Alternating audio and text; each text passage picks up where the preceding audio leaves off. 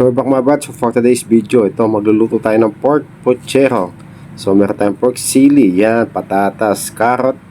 Meron din tayong repolyo, saging, yan. Yan yung sasahog natin. So may ginait na tayo luya, ginait na bawang mga brad, yan o. Tapos may sibuyas. Tapos yung pampalasa natin, yan, paminta durog, magic sarap, at tomato paste. Yun yung gamit natin lagi. Hindi na ako gagamit ng tomato sauce. So meron din tayong star margarine. Baka naman, So ito, unahin muna natin yung pork muna. Sasangkot siya muna natin sa sarili niyang pamamantikain natin siya mga buds, para mabawasan yung mantika niya sa Yan. So halo-halo lang natin siya. Katuhin lang natin siya ng konti mga buds. Yan. Medyo baligtarin na natin. Medyo okay na yung kabila niya. Yan. Babaligtarin lang natin siya mga buds. Yan, titignan nyo, daming lumabas na mantika niya mga buds, no? Yan, medyo goods na to mga buds. So, iahahon na natin to. Yan, so bali pagkaahon nito, so papalitan na natin yung mantika niya. Bali, magpiprito tayo ng yung patatas, piprituhin natin mga buds. So, ayun, yan yung pinaka-product ng So, piprituhin muna natin yung patatas tsaka yung carrot. Yung purpose niya mga buds kasi, pag hinalo mo na siya sa kahit anong ulam na iluluto mo, hindi siya kumbaga madudurog. Yan, pag nagpreso. Yan talaga ako pag nagluluto, pag nagkakaldereta o putsero, kahit na sa adobo, yan, pwede rin prituhin muna. So ayan, medyo nag-iba na yung texture ng gulay natin. Ayan, tignan nyo, tuhin pa natin ng konti mga buds. So ayun. So ayun mga buds, goods na to. Ahon na natin tong gulay natin mga buds. Yan, so ito, naahon na natin, bali binawasan natin yung mantika, bali pagigisa natin is margarine mga buds. Yan, tingnan nyo, lagyan natin ng mga 2 kutsarang margarine mga buds. Yan, para mas lalong malinamnam. So ito, lalagay na natin yung luya. Yan, gigisain muna natin yung luya. Yan, sangkutsa lang, sangkutsa mga buds. Yan, halo-halo lang, halo-halo. Yan ang pahunan, siguradong malinamnam to mga buds, kasi may margarine pa. Yan, tapos sabay na natin tong yung bawang sibuyas. Pagsabay na natin mga buds. So yun, sama-sama together para masaya. Sana all. So yung mga buds, sabay na natin to siling haba o siling pangsigang. Yan, lagi ko sinasabay sa pagigisa yan yung mga buds, yung sili natin. Yan, para medyo umano yung anghang niya, para may kick yung ulam natin na lulutuin mga buds. So ayun, sangkutsa lang mga buds. So after nun, lagyan na natin yung karne natin, medyo natin kanina, pinakito, nabubulol pa ako mga buds.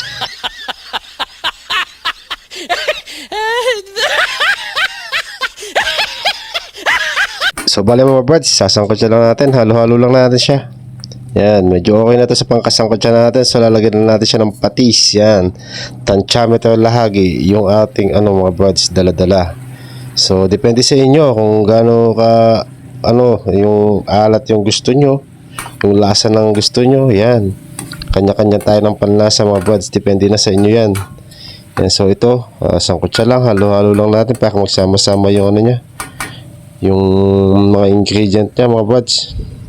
So yung mga buds, takpan muna natin siya. Ayan, medyo simmer lang natin ng mga ilang minuto mga buds. So pagkatapos na makita mo yung kulo niya, yan, titignan natin. Tignan nyo, halo lang natin siya mga buds. Yan, tignan nyo, ganda ng ang sarap ng amoy niyan mga buds. Kasi nga, margarine yung ginamit natin panggisa. Yan, mali halo-haloilin lang natin siya mga buds. So yung mga buds, yung pagsasabaw natin, yung ginamit natin sa yung ng bigas, yan, pinagbanlawan ng bigas para malapot yung natin, yung sabaw niya mga buds. So yung mga buds, takpan muna natin ito. Sisimmer natin ng mga ilang minuto mga buds. So yun, fast forward na. Tignan natin, yan, kulong-kulo na siya mga buds. So, tignan nyo, ganda ng pagkakagisa nito, ang bango mga buds. So habang nagluluto tayo, so sinabay na natin itong pagsasaing natin. So ayun mga buds, tingnan nyo, kulong-kulo siya. So bali mga buds, kukuha tayo ng tinidor yan, tutusukan muna natin yung karne natin kung malambot na. Medyo na to, medyo okay na siya mga buds, yan. So ito, titimplahan na natin, lagyan na natin siya ng pamintang durog mga buds. Yan, baka naman Boston, at saka yung magic sarap. So pag may magic sarap, huwag na natin lagyan ng MSG mga buds. Yan, may umami rin yun yung magic sarap mga buds. So ito, haluhin lang natin siya hanggang magsama-sama yung ano niya, yung flavor niya mga buds, yung flavor ng ating puchero, pork puchero. Tignan nyo mga buds. So pagkatapos ng mga buds, sabay na natin itong tomato paste mga buds. Yan, yung tomato paste na yan mga buds, mas maano yan, mas magandang gamitin sa pangkaldereta at saka pang puchero. Talagang magkukulay yung ano mo, yung nuluto mo. Kesa dun sa tomato sauce, hindi ko naman sinisiraan yung tomato sauce, pares lang naman Del Monte yan. Yan, Del Monte, baka naman. Mas magandang ginagamit yung ano talaga, yung tomato paste. Mas makulay yung ano niya, yung ulam na niluluto mo mga buds. Saka lasang-lasang mo yung kamatis mga buds. So yun, hahaluin lang natin siya mga buds. So yan, kulong-kulo na siya. Tingnan nyo, ganda ng kulay ng ano natin, pork caldereta mga buds. Tingnan nyo. Shoutout nga pala sa mga followers natin, sumusuporta sa atin lagi. So ito, lalagyan na natin yung pinirito nating saging, pinirito nating patatas tsaka karot mga buds. So yun, haluhin lang natin siya mga buds. Halo-halo lang, halo-halo mga buds. Tingnan nyo, ganda ng kulay. Makulay yung ulam natin for today's video mga buds. Yung pork puchero natin, ala buds. Last 15, yan tingnan nyo. Ganda. Yan. Ganda ng kulay mga buds, na talagang nakakagutom. Siguradong taob na naman dito yung isang ano natin, isang kalderang kanan natin sa mga buds. Lalagay na natin tong repolyo natin. Depende sa inyo, pwede rin naman dyan nilagay yung pechay o pechay bagyo. So yan lang yung meron natin sa ref, kaya yan yung nilagay natin mga buds. Yan haluhin lang natin siya mga buds. Yan, halo. So yung mga buds, takpan ulit natin. Tapos pakuluan ng mga ilang minuto na naman. So yun, tignan natin. Wow, tignan nyo. Ganda ng kulay mga buds. Yan, konti na lang yan. Konting kembot na lang. Goods na yan mga buds. I-prepare na yung ano dyan, yung sausawan nating patis na may sili. Yan tsaka yung kanin. Yan, tignan nyo. Sira na naman yung diet natin dito mga buds. Tignan nyo. Sarap ng ulam natin, pork puchero. Yan. Malinam na, masustansya yan mga buds kasi may mga gulay. Wow.